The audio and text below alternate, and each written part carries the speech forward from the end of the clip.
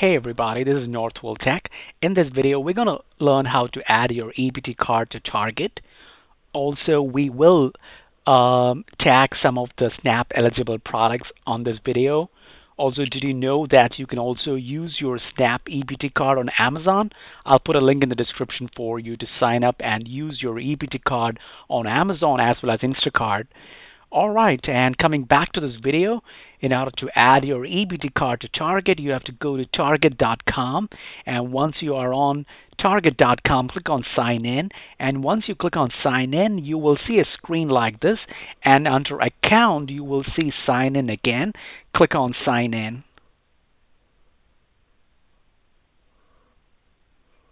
And once you click on sign in, it will give you an option to sign in with your email or mobile phone number.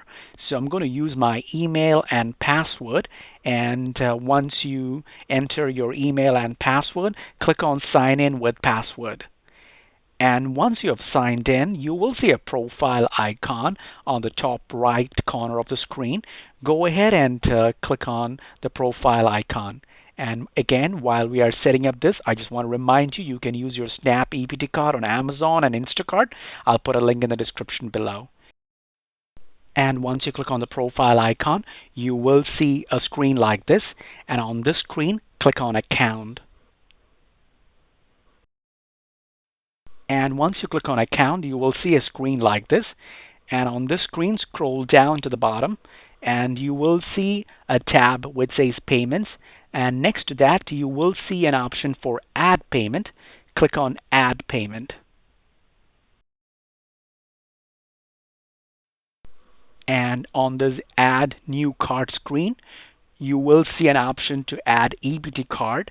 So go ahead and choose the radio button which says EBT card. And once you choose EBT card, you should be able to enter your card number there.